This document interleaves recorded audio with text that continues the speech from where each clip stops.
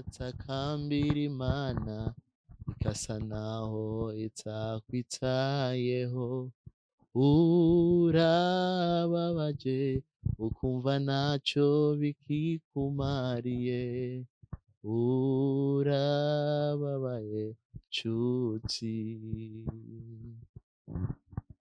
Ivyunyuramwo biruhije inshuti, n'ivy'igihe gitoya n'ibihoraho, ntibigatume uteshuka ngureka Imana, Mana idahemuka jy'uyizera. Yasezeranye ko izobana nawe no mu bihe nk'ivyo biruhije, n'ubwisezerano ryayo risa naho ritsinda, ntago rizahera jy'uyizera. Amina, amina, amina.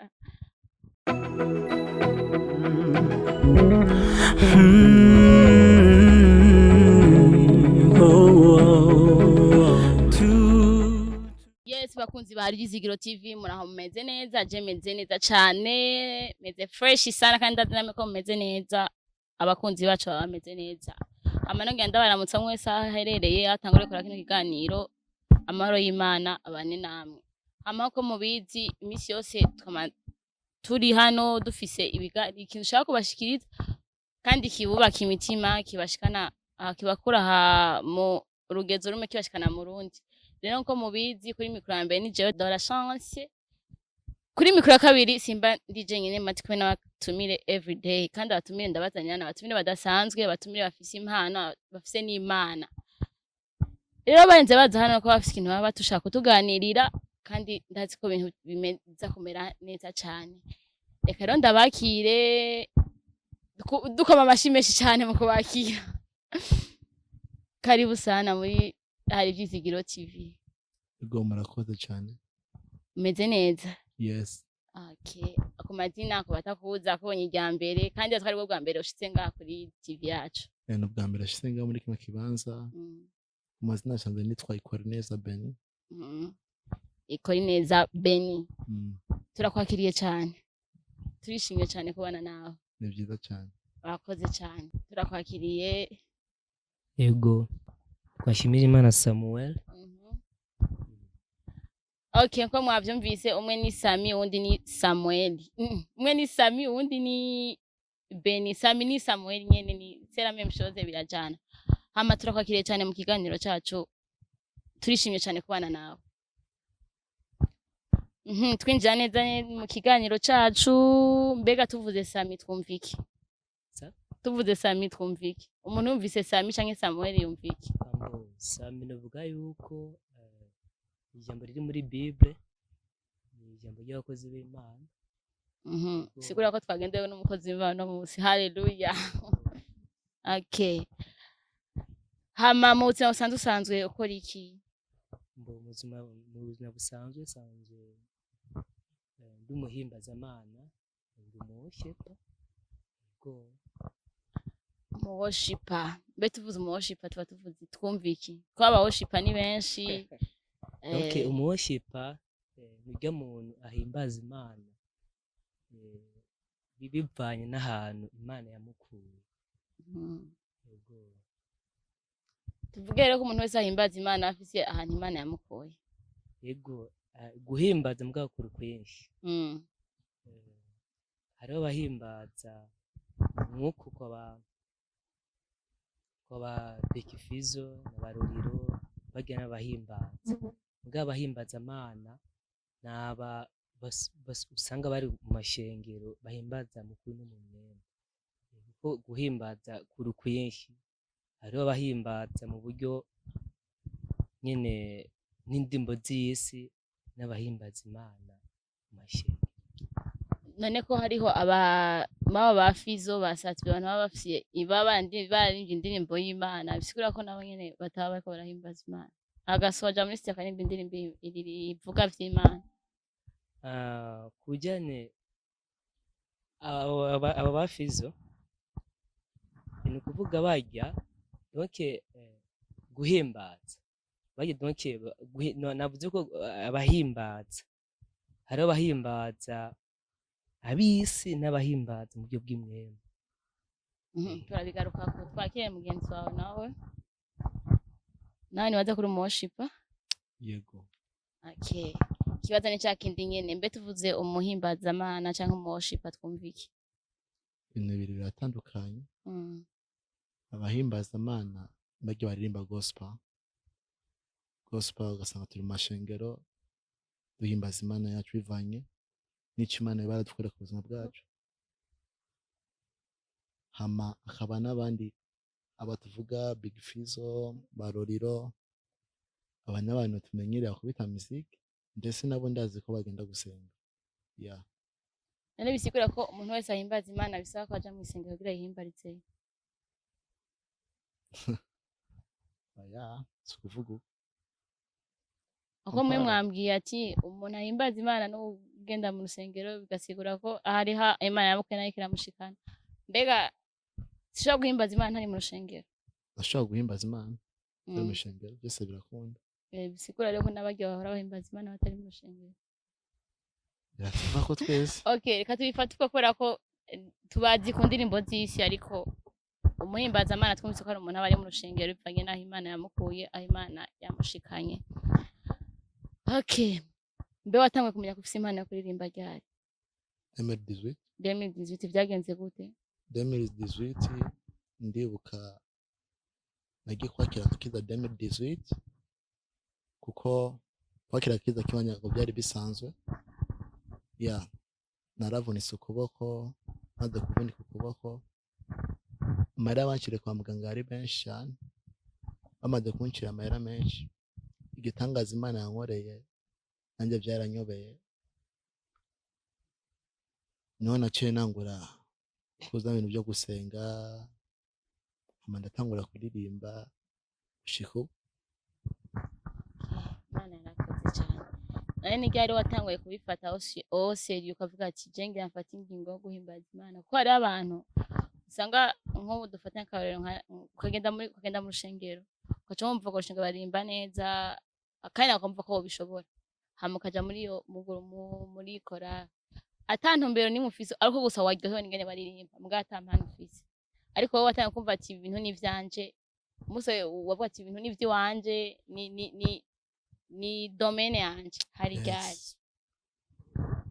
Nakiraga kiza 2018 nyene niho cyane nangura kuririmba. Ndibuka ico gihe namaze iminsi amezi 6 ndi nyuma y'imigongo y'abantu ndiko ndiga kuririmba. Baba watanguriye muri Sunday school canke watanguriye mu bakuze mvuga uko nyene? Natanguriye mu bakuze. Wowe rero ndi hataye watanguriye mu bakuze hadi watangura Sunday school? Natanguriye mu bakuze, yes.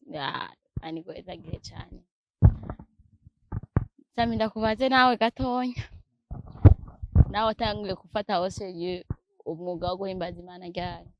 Yego murakoze cyane. Je natanguye gufata umwuga wo guhimbaza muri 2019 bivanye n'aho Imana yankuye. Icyo gihe ndibuka je mu bisanzwe nari mu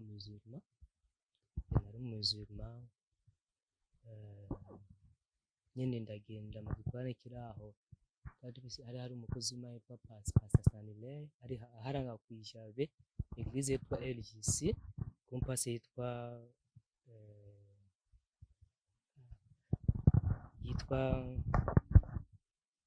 sindamwibuka neza.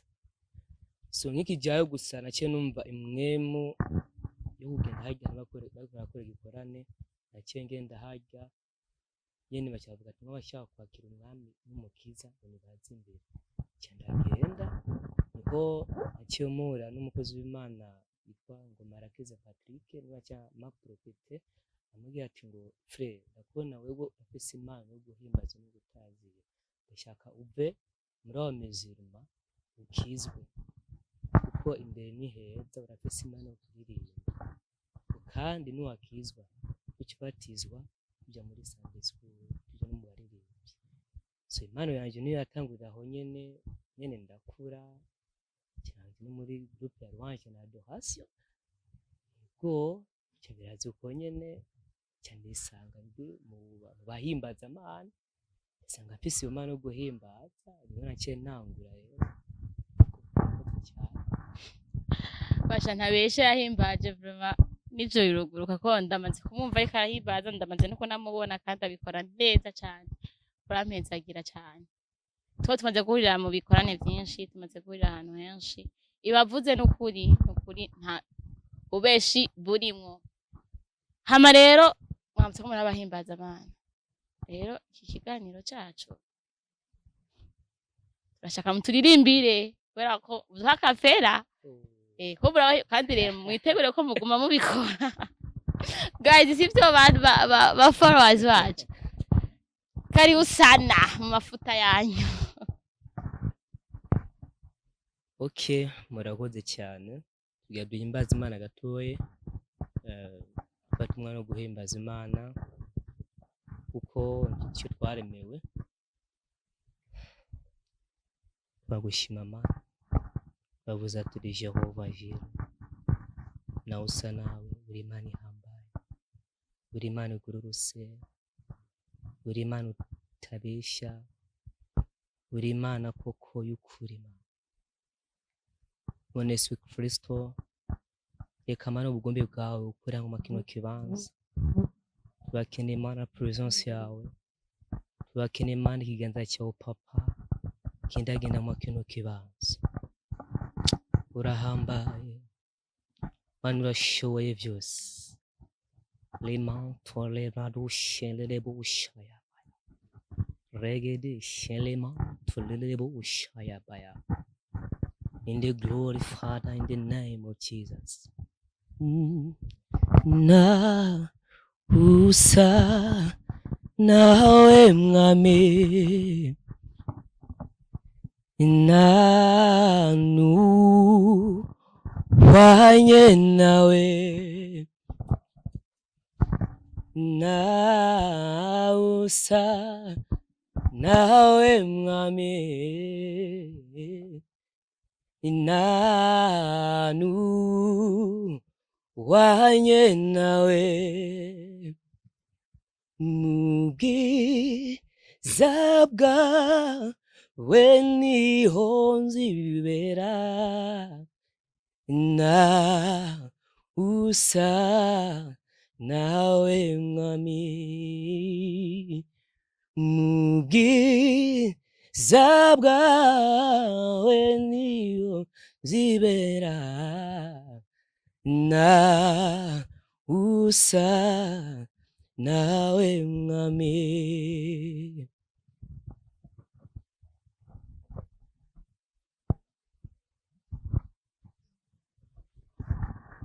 akoze cyane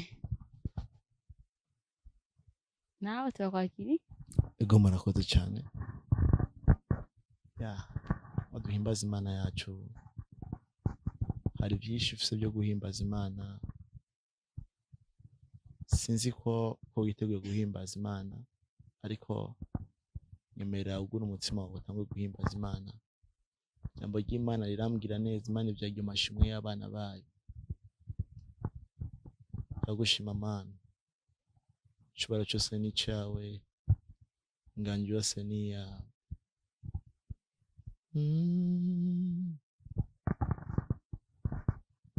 narahariwe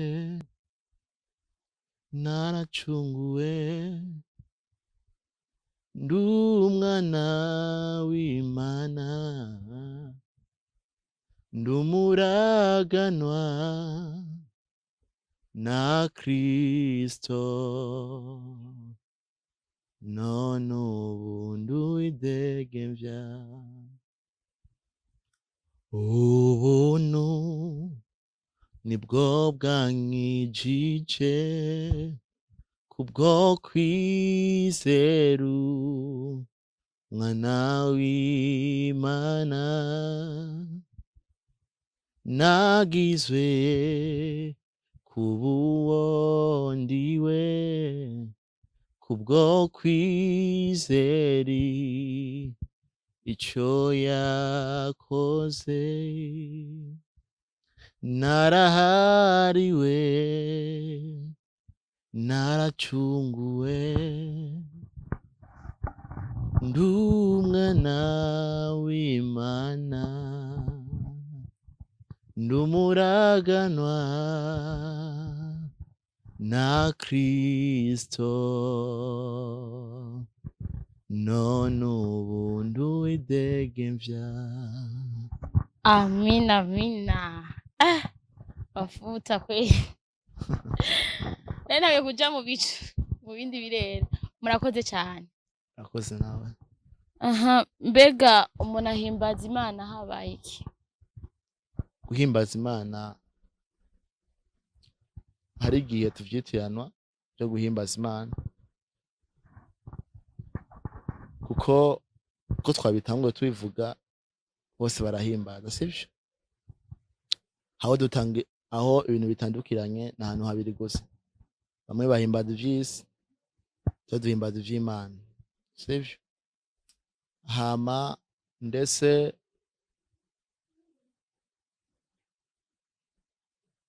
iyo igihe umuntu agiye guhimbaza Imana, ko turahimbaza Imana yacu, haba hari ikintu kanaka, haba hari ikintu muri wewe kiba koko kiyadudubiza muri wewe, haba hari ikintu Imana yoba yarakoze ku buzima bwawe kacamba ko uhimbaza Imana yawe bivanye n'ikintu Imana iba yaragukoreye. Kuko Dawidi yarahimbaza ndetse yibusa aho Imana yamukuye mu ishamba, areba ukungene yaneshije Goliyati, areba ukungene yagwanye n'indubu, byose aravyibuka aca yumva ko yohimbaza Imana. Yes, mwarakoze. Nashaka kubaza kandi ikindi kibazo, mbega n'uyuhe mwanya umuntu akwiye guhimbariza mu Imana? Mukavuga ati ko abantu bahimbaza Imana bari mu rushengero, akaba n'abandi bayihimbaza ngira bari muhira sivyo, ariko wowe nk'umuworship bashobora kuvuga ati umwanya mwiza wari ukwiye guhimbaza mu Imana n'uyu. Okay, murakoze. Hama uko bivuze ari abahimbaza muhira sivyo, hari igihe umuntu ahimbaza ari mu cyumba ariko arasenga Imana, nongaha ni vyiza, mugabo hari ahandi twita amakoraniro y'abera. Yes, aha hose no kuhimbazira Imana, ndetse muri wewe bivanye n'ukungene uba uri kuriyumva guhimbaza Imana. Twese si kuvuga ngo bakaduhimbaze mu rushengero ibiki n'ibiki, mu rushengero turahimbaza Imana, ndetse hari n'undi usanga ari muri bisi ariko arahimbaza Imana, bivanye n'ukungene Imana iba yamuramutse muri irya mwanya avuga nje Imana ngoma ndagushima mu magambo. Yes, hama ikindi naco umwanya no muri eglise ni sawa, niko nobivuga nje muri jewe. Mvuga ati guhimbaza Imana byanyavyo ni kuhimbaza muri eglise. None ko hari abantu usanga ntibari muri kohari sivyo, n'abakristo basanzwe baricara mu rushengero, ariko muhira ugasanga bafashe bariko baririmba, basomye Bible, bagize ikiyumva ntako barahimbaza Imana ko batagiye muri church. Aho bose baba bariko barahimbaza Imana. Aho turi hose turahimbariza Imana. Yes, ariko ujya ukuri wewe menya no wihimbariza muri eglise, ashaka kumwemera ugasanga atariko arahimbaza mukuri. nijya ari umuntu ahimbaza mukuri. Umwanya wose ariko duhimbaza Imana. Mbe tuvuze guhimbaza mukuri no guhimbaza gute? Guhimbaza mukuri hari igihe nk'umuntu usanga ariko ariyumvira ibintu, ugasanga uwo muntu hari ibintu yarayemwo, ugasanga ariko arahimbaza Imana, ugasanga nk'umuntu yaraye mu kabari. None nko mu camake twavuga ko uyu muntu aba ariko arahimbaza Imana? haro n'uwundi mugabo usanga muri we aba hari ikintu Imana yarayimukoreye ugasanga akavuga uyu muntu kweri jewe kweri ngo mpimbaze Imana yanje bivanye n'ukungera Imana ndamusi no munsi, bivanye n'ukungera Imana nibutse aho Imana yankuye ugahimbaza Imana. Gusaba abantu babiri urumva ko badasa, hariho kuko mu shengero bakirakira muntu wese, hariho gusanga harimo umurozi, hariho gusanga harimo umusambanyi, hariho gusanga harimo n'umusuma, gusa bose usanga ariko barahimbaza Imana mugabo aho bitandukiye, aho twavuga ko ibintu bitandukiranye naho nyene. Ni ryari umuntu avuga ko yahimbaje Imana mu kuri? by'ukuri ni ukuvuga yuko mu by'ukuri umuntu ahimbaza Imana navuga yuko kwanza hariho abahimbaza Imana mu kuri no mu mwembe n'abahimbaza Imana bo mw'isi. Ni ukuvuga yuko iyo umuntu ariko arahimbaza hariho ikintu kidudubiza muri we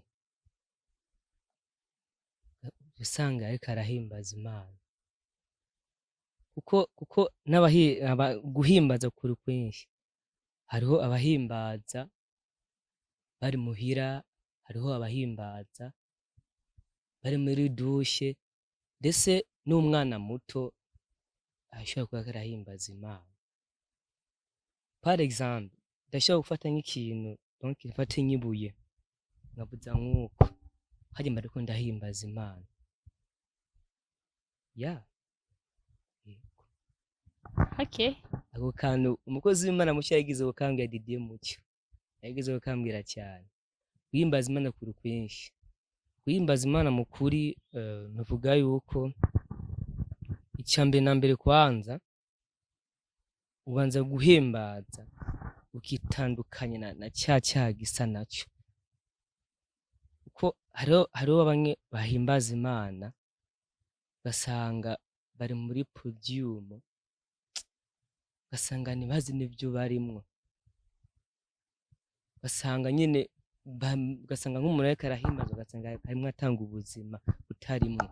Mugabo umuhimbaji w'ukuri nurya yiyegereza Imana agasenga akaba connect hamwe n'Imana, usanga iyo ariko arahimbaza usanga ariko arahimbaza mu kuri no mu mwemu. Yego nibyo. Umuntu ahimbaza Imana akwiye kuba ameze gute? Umuntu ahimbaza Imana icyambere na mbere uri umuhimbaza Imana, icyambere witandukanye n'iby'isi. Hari ijambo ry'Imana riri muri Zaburi 1 ku murongo wa mbere niho wavuga neza, reka tubanze tuhasome gatoya gusa ntiduteba cyenda gasigura ko gatoya.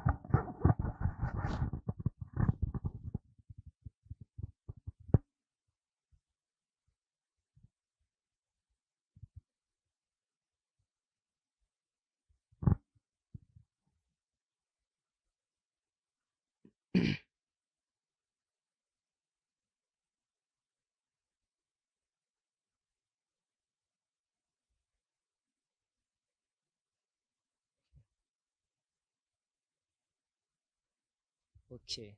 Ni Zaburi iri muri ku murongo wa mbere Zaburi 1 ku murongo ngo hahirwa umuntu atagendera mu nama z'ababi, adahagarara mu nzira z'abanyabyaha, uticarana n'abacokoranye. So mu yandi majambo uri umuhimbaza Imana hariho ibintu udashobora kujamwo.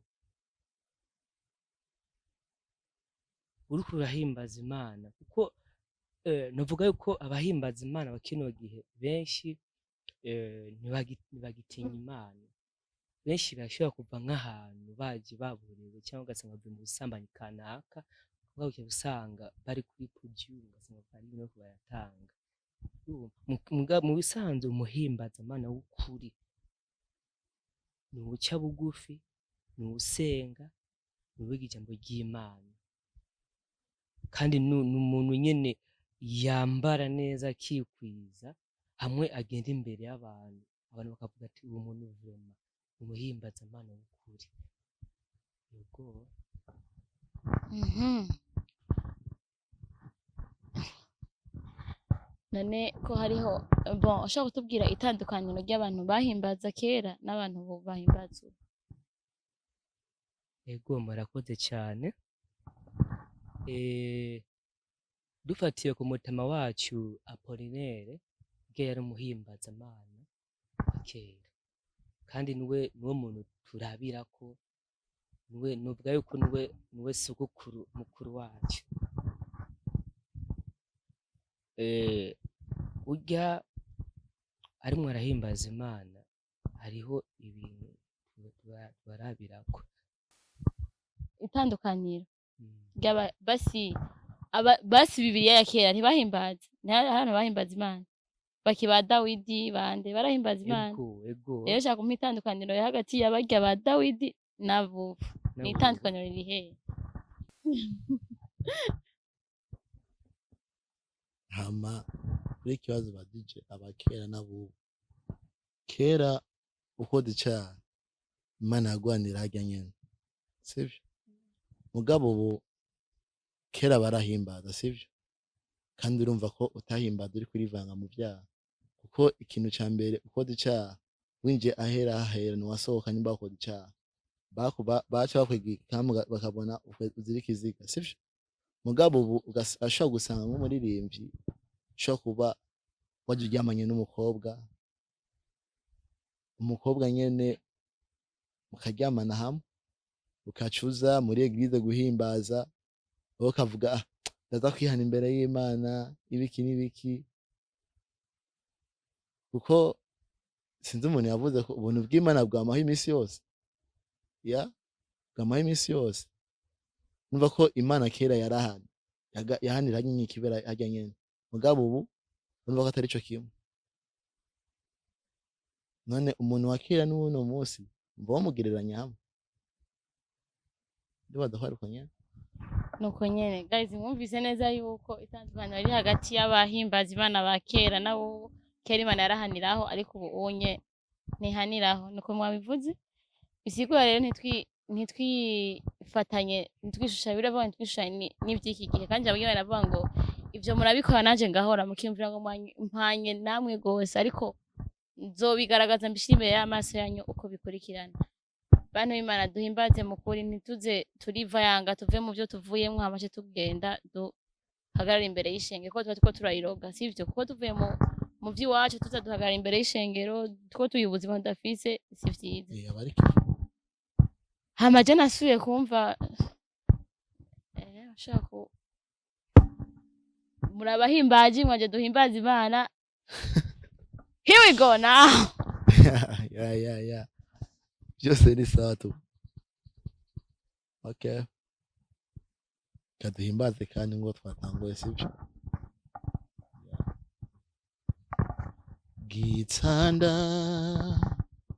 gitsandara nzamanirata muri wewe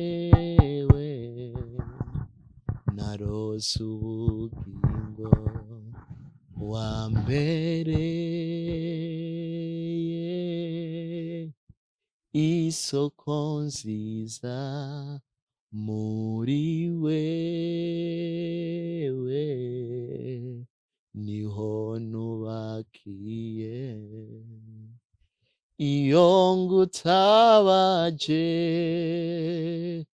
uri hafi yanje mugiye c'umwiza we umberumu iyo ngutabaje uri hafi yanje mugiye c'umwiza we umberumuco gitandara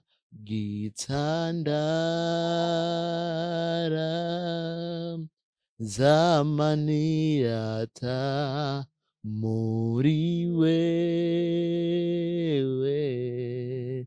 narose wa mbere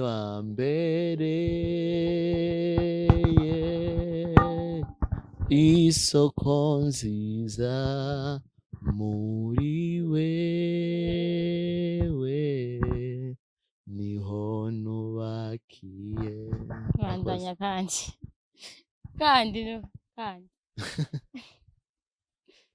turi mu kirere cyo guhimbaza abasha kandi n'abawoshipa rero kandi hari abantu bariko barabakurikirana bafite ibintu bibazo bitandukanye sivyo bumva bashaka kuruhuka rero ntitubasondeke naho watakambira Imana ikasa naho itakwitayeho urababaje ukumva naco bikikumariye urababaye nshuti ivyunyuramwo biruhije inshuti n'ivy'igihe gitoya nibihoraho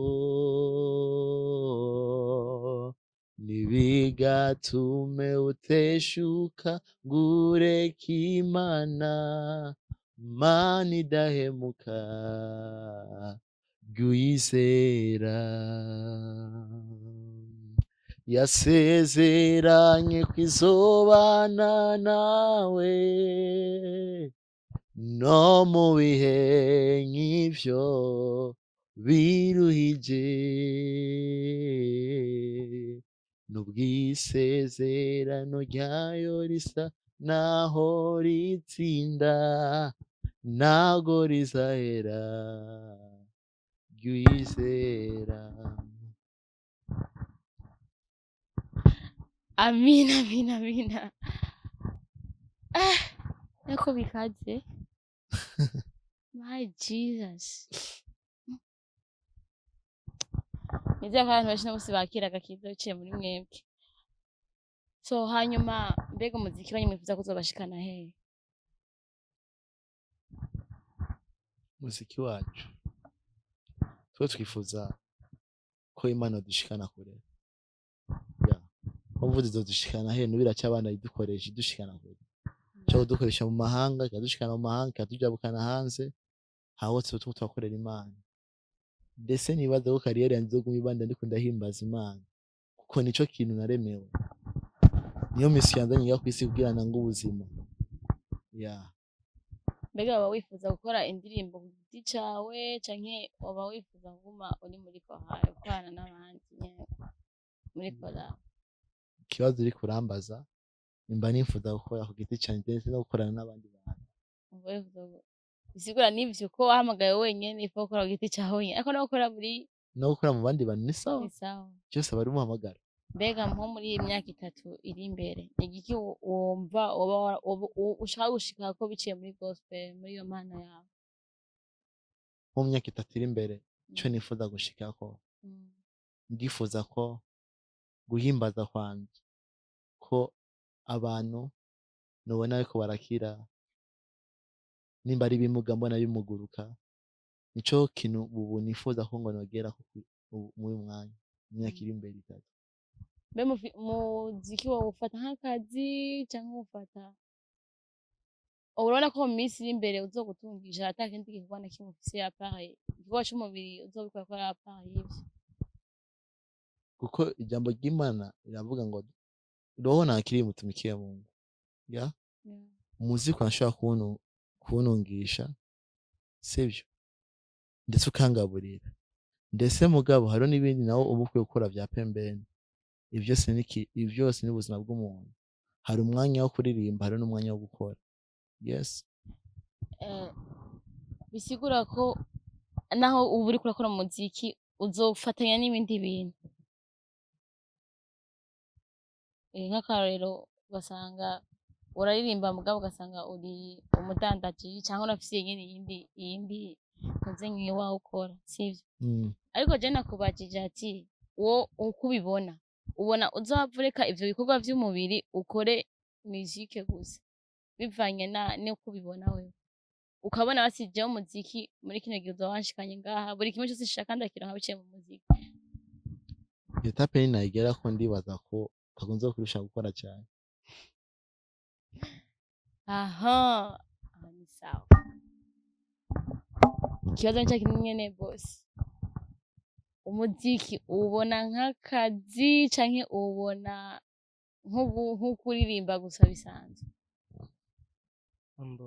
Muziki navuga yuko ndawubona nk'akazi ko ikintu ca gospel ni ikintu gitungisha worship akenshi, kuko nasanze impano yo guhimbaza hariho benshi batungisha. Dufatiye kuri kenshi ndakunda kuvuga Apollinaire kenshi, we n'umutima wanje nkunda cyane. Urabona Apollinaire agitangura umuziki ntiyarazi vyarimwo, ariko ubu urabona ko ariwo utungishije.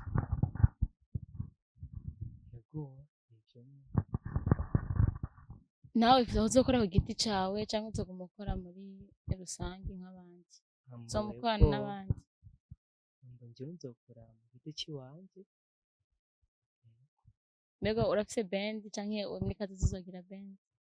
Oya, nta band mfise, nkora mu giti ciwanje. Kenshi niyo bantumiye nk'ahantu, kenshi ndagenda mu giti ciwanje. Nta na vision yo kugira band yawe ufise? Sa? Nta na vision yo kugira band yawe ufise? Oya. Ubusha arikunda guys umuhungu burumva. Haje nzi kuzontumira basinze kubaho na baking vraiment. Sio fresh sami. Ambo. Oya si ukuvuga uko wakoze w'Imana. Si ukuvuga uko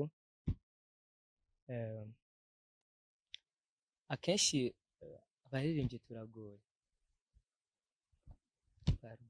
Bugoye gute? Bari babivutse reka bugoye gute?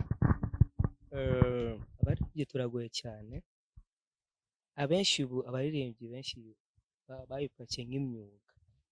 Ego bashobora kugutumira nk'ahantu, donc rumwembe tufate nko muri Roche, fate nko mu Buyenzi.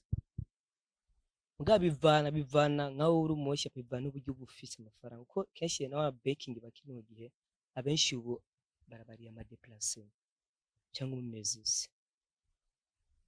Yego nabo kenshi bivanye n'uburyo umuntu aba afise buke, ariko bisanga umuntu agiye hariya agaperforminga ari wenyine. Mva mwe waronka bwinshi uzotubwira. Mugabo attention, band iri kwenshi. Hariyo band y'abantu benshi na baking. Aho nk'akarorero tukavuga ati iyi birashato nka kujya kwa dufata nka Victoria's team. Jani band. Canke MTC ni band. Jani band. Hama ijya ya Pastor Lopez. Ijya si band. Ijya? Canke ni baking. Bajya na baking aba bayatumiye. Umva rero baking nigoye ori yo kugira band. Ufumugira band akogira baking. Band muba muri bamwe. Muhujije umutima umwe ni inama. Kuko fate par exemple band nashobora mutumira nk'ahantu, fate njyewe Sami n'uwundi n'abandi mu kibamo kurikiye bakibagenda nka kumufasha. Bagenda hawe kumufasha mbwa panali band yiyo. Okay. Ambari sawa gose kweli. Hama nigihe ubona mu myaka 3 woba wakuye wifuza gushika ko biciye muri gospel, biciye mu mpano yawe ufise yo kuririmba? Ikintu uzoba washitse kuvuga ati ikintu vraiment ndifuza nzo nakise ko muri izi 3 ans ziri imbere? Mu busanzwe izi ndirimbo cyambe na mbere hariho indirimbo nko mu kwezi k'umunani uko turashaka gusosera indirimbo. Haleluya. Gusosera indirimbo. Ego hama icyo nshaka kuzogera ko nuko shaka kuzomurengera Israel mbonye. Haleluya. Kandi bizoba mbega iyo ndirimbo ushaka gusohora ni ku giti cawe canke ni ambona indirimbo y'uwanje? Iwawe. Indirimbo y'amashimwe bivanye naho Imana yankuye. Wow. Indirimbo nuvuga yuko ni bake basohora indirimbo, ni bake bafise yoyerekwa. Ariko nje nagize yoyerekwa ico gihe nari nsengera muri eglise iraho ya eglise Diape. W'ico gihe naragwaye nagira mfe. Ico gihe hari kuri bonane muri 2020. Naragwaye ndaja mu bitaro, maze kuja mu bitaro banura malaria y'imisaraba 3 namwe na infection. Ico gihe rero nkize nashe niho naciye ngira iyerekwa saa 9 z'ijoro, ca numva hari ikintu kidubiza muri njyewe c'indirimbo iraho y'amashimwe. Yego wacare muzobibona. Yego be nkokenera Sami yo musanga hehe sa nkokenera Sami uvuga ati jewe Sami shaka azuze kumfasha so nimba ari kuririmba nyamba ari kusora indirimbo nawe nimba ari kuko bifite akana kadukorana twokorana ushaka kubaha adresse hano ho gusanga kuko ndazi ko benshi barabura baking canke bakabura abantu babafasha mugabo ariko badukurikirana ndazi ni benshi bashaka ko bafise ababasi babura ikibazo bahura n'ikibazo cyo kubura abantu abantu babafasha nenko keneye Sami mufise afise umutima mwiza nta déplacement azobaka basha umwana mwiza kweli yo gusanga hehe so murakoze cyane. Mu bisanzwe cyambe nambere njyewe naratahuye ibanga ryo guhimbaza no gutazi. Jewe siri muri abantu sindi muri babandi basaba ama déplacement ngurumva oya. Jewe unumiye vraiment ndaza vraiment je singorana mu buzima bwawe ndaza vraiment. Ndi muri babandi basanga nk'umuntu aba mu Kamenge basanga gutumye nkaje mu Cibitoki ku maka déplacement. Ni vraiment birateye isoni nk'abahimbaza Imana vraiment birateye isoni kweli. Antuka nk'umugenzi wa twate nka Bene agize nka evenement usanga aragutumiye usanga no bimeze gute bro no urabise déplacement 25 minutes usanga biteye isoni. Ariko nk'umuntu watahuye igikorwa c'Imana nk'umuntu umuhimbaza Imana kuko ubuzi bwa kana k'umuntu kunyana abameze abantu kwacha tugenda guhama adresse yo kunyira umuntu ugiye kugira mu turonke. Dusengera muri eglise Plenide Church nkaba umurongozi akaba ari Pastor Jack niwe andonge mu buryo bw'imwe mu buryo bw'umubiri kunwamba hafi. itumbere hehe iyo eglise kubatahazi hajya mu Kamenge dukorana n'umukozi w'Imana ubona yanumiye turi kumwe. Yego gaje cyavuze nivyo Sami ntigera afata déplacement ntigera asaba déplacement ko ndibuka igihe kimwe twarigeze kujana twatanye muri kwane kiraho mu Carama bantu b'Imana nararushe ndabwiye ati Sami jewe no kuri kw'Imana ndasubiye inyuma ubwa turagenda turashika namaje none Sami na domire bisi bagwaye vraiment ngo wafinye ariko vraiment arashafise ari muri bake afise umutima wo guhimbaza wo sinza ari muri benshi bafise umutima wo guhimbaza ariko ari muri bake batahuye ibanga ryo guhimbaza nta birebire vraiment mbega umuntu arakwishikirira canke abanza guca kuri Pastor Jack yogira gushikira andosaba audience ati ndakeneye Sami tuzokora niki urumva nyene bisaba ko umuntu abanza gusaba audience n'umuvyeyi kuko urumva biragoye kuko urabona kenshi umaze kugira umuvyeyi w'imwemu ikintu gikomeye cyane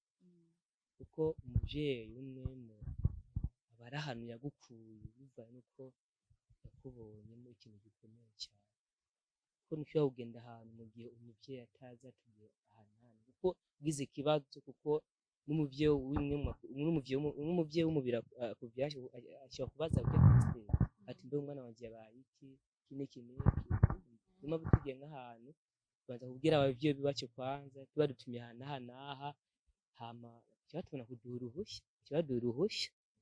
Yego nowe muri ivyifuza gukorana nawe muri kazoza muri kazoza muri ivyo ubona ati jewe muri ivyo sishaka gusezera isi ntakoranye nawe uzokorana nanje wowe ubwati uyu muntu ndashaka tuzokorane indirimbo nkuko karorero nka Pastor Lopez canke bakina abastani sanabihimbaza mbega inde stani safa muri fekabu yego numuhimbaza mana ibintu nyene nk'ivyo no waho mu worship ubwati mu worship ndashaka tuzokorane basi featuring nawe. Yego nk'umuhimbaza numva twokorana numva umutima n'ibigiye mucyo. haleluya nari shiri kugira umbwira uwo nyene nari ndabitubwira umbwira ko urakunda DJ Muco ku buryo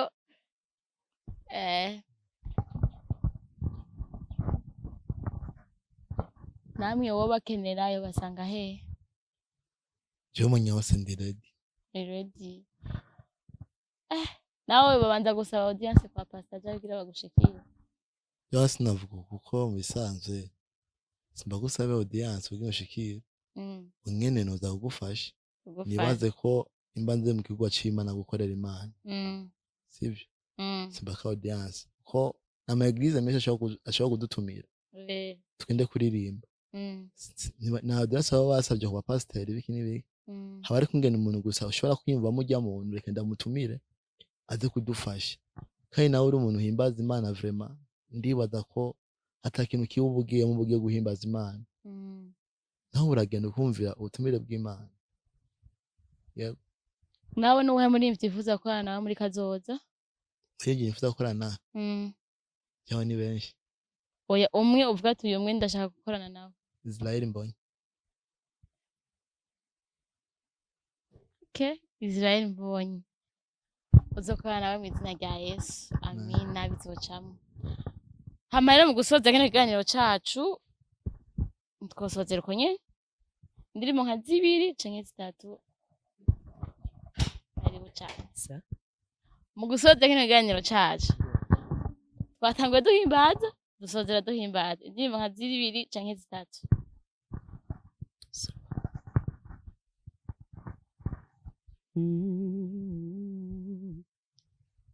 Nashangazwa na rehema zako Yesu, asante kwa rehema. Nashangazwa na rehema zako Yesu, asante kwa rehema. Nashangazwa na vile unavyotutendea Yesu, asante kwa rehema. Isezerano wambwiye, isezerano ry'ubuzima, isezerano ntazigera nibagirwa.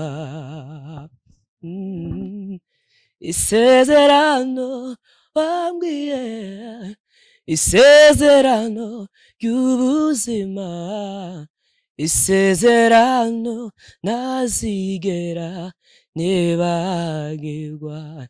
Yesu,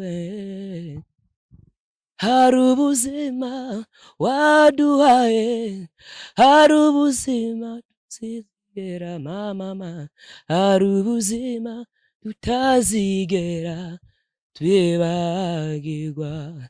Imvugo iwe ni ihame, tegerezo musenesa, nubwo ari data wabivuze bizonshika.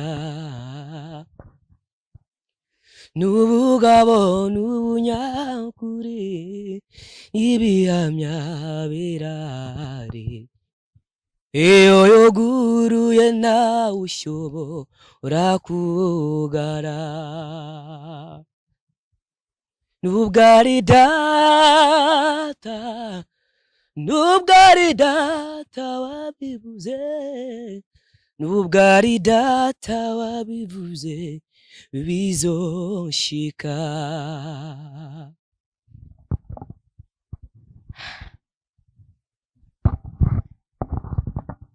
Mbatacho norenzaho basha kwimbaza Imana biraryoshe kandi biradushikana ahandi hantu bidukura mu bwiza bitwinjirana mu bundi. Nikiyo kibazo nari kubabaza ntababajije? Hama ngiye ndabatumira ukwezi kwa gatanu nyene le 25 turafise event na groupe dukorana hamwe Light of God tuzoyikorera mu Buterere muri Goshen. Karibu, hazaba ari umunsi wo guhimbaza no gutazira, mba ndabatumira. Hama kandi no mu kwezi kw'indwi turafise event tuzokorana na Sami, izoba ari ngaha mu Kamenge nyene muri Prenide kuri 12 Kamenge 12. Karibu nyene, hazaba ari umunsi wo guhimbaza no gutazira. Wakoze cyane kwitaba ikiganiro cyacu. Namwe mwakoze kutwiyumvira. Yari amateka adasanzwe kubana nawe. Namwe yari amateka adasanzwe. Uri umugisha udasanzwe kuri twebwe n'akariko baragukurikira. Thank you.